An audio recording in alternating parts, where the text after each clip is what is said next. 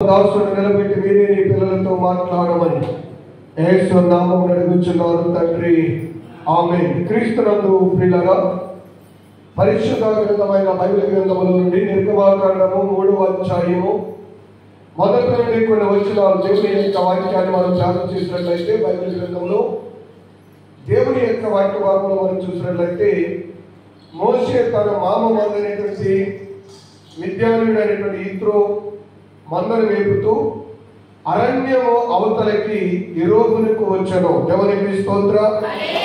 ఎక్కడికి వచ్చాడంట? యెరోబుకు వచ్చినప్పుడు దేవుని దర్శనాన్ని పొందుకున్నాడు. దేవుని పర్వతానికి వెళ్ళినప్పుడు యెరోబుకు వచ్చాను అంటే, యెరోబులో ఏముంది? దేవుని మందిరం, దేవుని పర్వతం. ఆ దేవుని పర్వతానికి వెళ్ళినప్పుడు, ఆ పర్వతం మీదకి వెళ్ళినప్పుడు దేవుడు మోషేను అక్కడ దర్శించాలి. ఒక పొద మండుచున్నది, అగ్ని మండుచుందంట. పొద ఏమాత్రం కూడా కాలిపోలేదు, కానీ ఎలా ఉందంటే పొద పచ్చగానే ఉంది, కానీ అందులో నుండి అగ్ని మండుచున్నది. మోషే అనుకుంటున్నాడు, ఈ గొప్ప వింత ఏంటో నేను చూద్దామని ఆ పొద వెనక్కి వెళ్దామని చూసినప్పుడు దేవుడు అంటాడు మోషేతో, మోషే మోషే నీవు నిలిచి ఉన్న స్థలము పరిశుద్ధమైన స్థలము కనుక నీ కాళ్ళకున్న చెప్పులు విడువు అని దేవుడు చెప్పాడు. దేవునికి స్తోత్రం. హల్లెలూయా.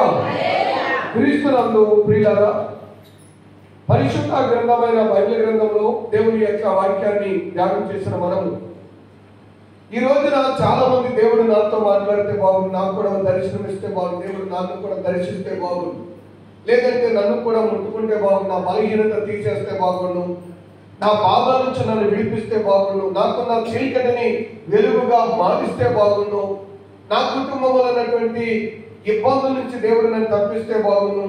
మోషేతో దేవుడు మాట్లాడాడు, అబ్రహాముతో దేవుడు మాట్లాడాడు, నాతో కూడా దేవుడు మాట్లాడాలని చాలా ఆశపడుతూ ఉంటాం. అయితే బైబిల్ సెలవిస్తుంది, దేవుడు మోషేతో ఎప్పుడు మాట్లాడాడంటే, ఎప్పుడైతే మోషే అరణ్యములోనికి అవతలకు వెళ్ళాడో, ఆ అరణ్యము దాటి యెరోబు అనేటువంటి దేవుని పర్వతం ఎక్కాడో అప్పుడు దేవుడు మాట్లాడాడు. ఈ రోజున దేవుడు నీతో కూడా మాట్లాడాలంటే, ముందు ఈ లోకమైన అరణ్యమును విడిచిపెట్టాలి. ఈ లోకమైన అరణ్యములో లోక సంబంధమైన ఆలోచనలు, లోక సంబంధమైన తలంపులు, లోక సంబంధమైన ఉద్దేశాలు, లోక సంబంధమైన కోరికలు, శరీర సంబంధమైన కోరికలు, శరీర సంబంధమైన ఆలోచనలు మనం చంపుకుని వాటిని విడిచిపెట్టి దేవుని మందిరానికి వచ్చినప్పుడు దేవుడు మనతో మాట్లాడుతాడు. ఈ రోజుల్లో చాలా మంది దేవుని మందిరానికి వస్తారు, చాలా మంది ప్రభు దగ్గరికి వస్తారు, కానీ వారి ఆశలు చావు, వారి కోరికలు చావు, వారి ఉద్దేశాలు చావు, వారి తలంపులు చావు, వారిలో ఉన్న పాపం అలాగే ఉంటుంది.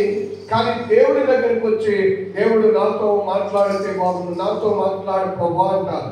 ప్రభు అంటాడు దేవుని యొక్క వాక్యం యెషయా గ్రంథంలో 59వ అధ్యాయంలో, మీకును నాకును మధ్యన మీ పాపములే అడ్డుగోడగా వచ్చుచున్నాయి. ఆయన ఎప్పుడు మాట్లాడేవాడే, కానీ దేవుడు మనతో మాట్లాడుతుంటే ఏం అడ్డుపడుతున్నాయంట? మనలో ఉన్న పాపము అడ్డుపడుతుంది. అది తలంపుల ద్వారా చేసే పాపం కావచ్చు, ఆలోచనల ద్వారా కావచ్చు, మన క్రియల ద్వారా చేసేది కావచ్చు. ప్రియులారా, దేవునికి విరోధమైన తలంపు, ఆలోచన ఏదైతే ఉందో ఆ పాపాన్ని, ఆ శాపాన్ని మనం విడిచిపెట్టినప్పుడు దేవుడు మనతో మాట్లాడుతాడు. దేవునికి స్తోత్రం. ఈ రాత్రి దేవుని మాటలు వింటున్న నీవు, యిత్రో తన మామ మందరం మేపుకుంటూ, యిత్రోదైన తన మామ మందరం మేపుకుంటూ మోషే అరణ్యం అవతలకు వచ్చాడో, ఈ రోజున దేవుని మాటలు వింటున్న నీవు నీ కుటుంబాన్ని నడిపించుకుంటూ, కుటుంబాన్ని పోషించుకుంటూ, కుటుంబాన్ని కట్టుకుంటూ నీవు ఈ లోక సంబంధమైన విషయాలలో విడిచిపెట్టే వ్యక్తిగా ఉందా? చాలా మంది అంటారు, కుటుంబం గడపాలంటే, కుటుంబం పోషించుకోవాలంటే, బిడ్డలు పెంచుకోవాలంటే ఆ తప్పుడు మార్గం తప్ప, ఆ చెడ్డ మార్గం తప్ప మరొక మార్గం లేదనుకున్న వాళ్ళు చాలా మంది ఉన్నారు. ఈనాడు లోకంలో చాలా మంది అరణ్యంలో ఉండిపోవడానికి గల కారణం ఏంటంటే, దేవుని దగ్గర రాకపోవడానికి గల కారణం ఏంటంటే, దేవునితో సహవాసం చేసి ఆ చెడు మార్గాలు విడిచిపెడితే, ఆ చెడు అలవాట్లు విడిచిపెడితే, ఆ చెడు ఉద్దేశాలు విడిచిపెడితే, ఆ చెడు మానేస్తే మనకి సంపాదన రాలేమనుకునే వాళ్ళు చాలా మంది ఉన్నారు. బైబిల్ సెలవిస్తుంది, నీవు చెడు మార్గాన్ని ఒకదాన్ని మూసేస్తే దేవుడు నీ విషయంలో 7 మంచి మార్గాలు దేవుడు తెరుస్తాడు. దేవునికి స్తోత్రం. హల్లెలూయా.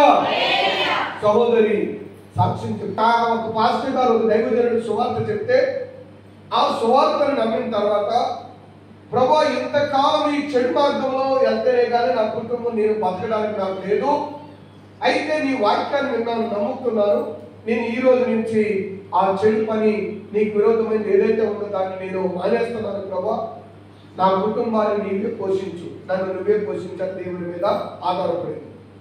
దేవుని మీద ఆధారపడితే మొదట కొన్ని రోజులు ఇబ్బంది కలిగింది. దేవుడు పరిశ్రమ చేశాడు, ఉంటుందో వాళ్ళ లోకంలోనికి వెళ్తుందా, దేవుడి మీద ఆధారపడుతుందా, ఒకవేళ కష్టం వచ్చిన ఇబ్బంది వచ్చిన వదిలేస్తానంద కదా, వదిలేస్తుందా అని చెప్పి కొన్ని కష్టాల విషయంలో దేవుడు ఆమెని కఠినంగా చూసినా, ఎంత కష్టం వచ్చినా ప్రభా నీకు మాట ఇచ్చాను, నేను మళ్ళా వెనక్కి తిరిగి వెళ్ళను, నాకు ఇటువంటి ఆపదలు ఎన్నొచ్చినా నాకు వద్దని చెప్పి తన జీవితాన్ని ప్రభువుకి అర్పించుకుంది. ఆశ్చర్యంగా దేవుడు ఆమెకి మన తెలుగు ఇండస్ట్రీలో సినిమాలు తక్కువ వచ్చినా తమిళం, కర్ణాటక ఆ ప్రాంతంలో దేవుడు ఆశ్చర్యంగా ఆవిడికి మరలా వేషాలు రావటం మొదలుపెట్టి మంచి వేషాలు. ఎంతో తెలుసా, ఒక వేషానికి ఒక్కొక్క సినిమాలో చేసేటువంటి చిన్న రోజులకి 3 లక్షలు ఇచ్చేటువంటిదంట. దేవునికి స్తోత్రం. హల్లెలూయా. ఒక్కో సినిమాలో నటిస్తే తన పాత జీవితాన్ని వదిలేసి నటిస్తూ మొదలు పెడితే దేవుడు ఆశ్చర్యంగా ఆమెకి ఏమిచ్చాడు తెలుసా, 3 లక్షలు వచ్చే ఆదాయం వచ్చేటువంటి రీతిగా దేవుడు ఆ వేషాల సినిమాలో నటించేటువంటి కృప దేవుడు ఇచ్చాడు. ఏమి వేసుకుంది దేవుని విషయంలో? 10,000 సంపాదన వద్దనుకుంది. ఆ పాపిష్టి సంపాదన, పాపపు జీవితం, పాపపు రేపొద్దున్న నా ఆత్మ దేవుడు పరలోకం తీసుకెళ్ళాలి, నరకానికి వెళ్ళకూడదు, నన్ను పోషిస్తాడు దేవుడు, పాత జీవితాన్ని వద్దనుకుంది. కానీ ఎలా బతుకుతావు, ఎలా ఉంటావు, ఎలా కష్టమని చాలా మంది చూశారు. కానీ ఆశ్చర్యం ఏంటో తెలుసా, తాను నమ్మిన దేవుడు ఆమెని ప్రియులారా దేవుని విషయంలో వచ్చే అక్రమ సంపాదన 10,000 దొరుకుంది. దేవుడు 3 లక్షలు వచ్చేలాగా దేవుడు ద్వారము తెరిచాడు. కానీ ఈ రోజున చాలా మంది ఈ లోక అరణ్యం వదిలిపెట్టి అవతలకి వెళ్తే మనం ఎలా బతకాలి, మనం ఎలా పోషించబడాలి, ఎలాగ మనం నీతిగా బతికితే మనం ఉండలేము అనుకుంటాం. బైబిల్ చెప్తున్న మనం గుర్తుపెట్టుకో, నీతిమంతుల పిల్లలని ఎప్పుడు ఆయన ఆకలి పొందాడు. నువ్వు నీతిమంతురాలుగా, నీతిమంతుడిగా యథార్థంగా ఉన్నావేమో, ఒక దగ్గర కొంచెం ఆస్తి ఉండొచ్చు, కానీ నీ పిల్లలను ఎప్పటికీ ఆయన ఆకలి భరణించేవాడు కాదు. కానీ భక్తిహీనుల దగ్గర ఎంతైనా ఆస్తి ఉండొచ్చు, కానీ అది అగ్ని చేత కాల్చివేయబడతారు తప్ప వారికి కానీ వారి పిల్లలకి కానీ ఎప్పటికీ అది ఆశీర్వాదం కానే కాదు. కనుక దేవుడు నీతో మాట్లాడాలంటే, దేవుడు నాతో మాట్లాడాలంటే ముందు మనలో ఉన్న దేవునికి అవిధేయతలో, మనలో ఏ అవిధేయత అయితే ఉందో, ఏ పాపం అయితే ఉందో దాన్ని విడిచిపెట్టి దేవుడితో మాట్లాడడానికి వెళ్ళినప్పుడు దేవుడు మాట్లాడతాడు. అందుకనే మోషే యెహోవాకి వెళ్ళాడు, దేవుని పర్వతం మీదకి వెళ్ళాడు. అయినా మోషే కాళ్ళకి ఏమన్నాయో తెలుసా, కాళ్ళకి చెప్పులు ఉన్నాయి. అన్ని వదిలేడు, కానీ కాళ్ళకి ఏమన్నాయి, చెప్పులు ఉన్నాయి. అందుకు దేవుడు అంటాడు, ఆ చెప్పులు కూడా నువ్వేం చేయాలి, విడిచిపెట్టాలి. దేవునికి స్తోత్రం. హల్లెలూయా. అన్ని వదిలేశానండి, ఏదో ఒకటి ఉంచుకుంటానండి, ఏదో చిన్నదే కదండి, బలహీనతే కదా, చిన్న ఇబ్బందే కదా, చిన్నదే కదా నువ్వు అనుకోవద్దు. మోషే ఐగుప్తు దేశాన్ని విడిచాడు, అన్ని విడిచాడు. అయితే దేవుడు అంటాడు, నీ కాళ్ళకున్న చెప్పులు కూడా ఏం చేయాలంట, విడిచిపెట్టాలి. పాపం అనే చెప్పుల్ని విడిచిపెట్టాను. మోషే దేవుని వాక్యాన్ని విని, దేవుని వాక్యాన్ని నమ్మి ఎప్పుడైతే ఆ కాళ్ళకున్న చెప్పులు తీసేశాడో ఆ పొదలో నుండి దేవుడు మోషేతో మాట్లాడాడు. దేవునికి స్తోత్రం. హల్లెలూయా.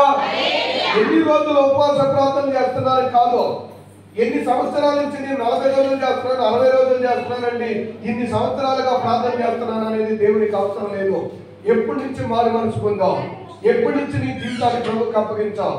అందుకనే బైబిల్ చెప్తుంది, దేవుడు మోషేతో ఎప్పుడైతే ఒకటి లోకాన్ని విడిచాడో, రెండోది దేవుని పర్వతానికి వెళ్ళాడో, మూడోది తన కాళ్ళకున్న చెప్పులు విడిచిపెట్టాడో, దేవుడు మోషేతో మాట్లాడి ఎక్కడ నుండి అయితే పారిపోయి వచ్చాడో, ఏ పరో దగ్గర నుంచి అయితే భయపడుతూ వచ్చాడో, ఏ పరో అయితే చంపేస్తాడనుకున్నాడో అదే పరో దగ్గరికి మరలా పంపించాడు. దేవుడు ఒక బలమైన సాధనంగా మోషేని వాడుకున్నాడు. ఈ రోజు నువ్వు అప్పులతో పోరాడుండొచ్చు, అనారోగ్యంతో పోరాడుతుండొచ్చు, శత్రువులతో పోరాడుతూ ఉండొచ్చు, అనేకమైన ఇబ్బందులతో పోరాడుతూ ఉండొచ్చు. నిన్ను అదే స్థలంలో ఆయన శక్తితో నుంచోబెడతాడు. ఎప్పుడో తెలుసా, నిన్ను నీవు దేవునికి ప్రతిష్ఠించుకున్నప్పుడు. నీలో ఉన్న పాపం అనే చెట్టులు విడిచిపెట్టి ప్రభు దగ్గర నీవు ఎప్పుడైతే రాగలుగుతావో, ఎప్పుడైతే లోకాన్ని విడిచిపెట్టగలుగుతావో, ఎప్పుడైతే ప్రభుకి నిన్ను నువ్వు అప్పగించుకోగలుగుతావో అప్పుడు ప్రభు నిన్ను వాడుకుంటాడు. దేవునికి స్తోత్రం. నువ్వు పడిపోయిన స్థలాల్లోనే నిన్ను ఉంచబెడతాడో. నువ్వు ఎక్కడైతే భయపడ్డావో, ఎక్కడైతే ఏ పరిస్థితులకి అయితే భయపడ్డావో, ఏ పరిస్థితులు అయితే బతుకుదేవు లేకుండా అదే స్థలంలో దేవుడు నిన్ను వాళ్ళు ఏం చేస్తాడో తెలుసా? శక్తితో దేవుడు నిన్ను నుంచోబెడతాడు. కానీ ఈ రాత్రి దేవుడు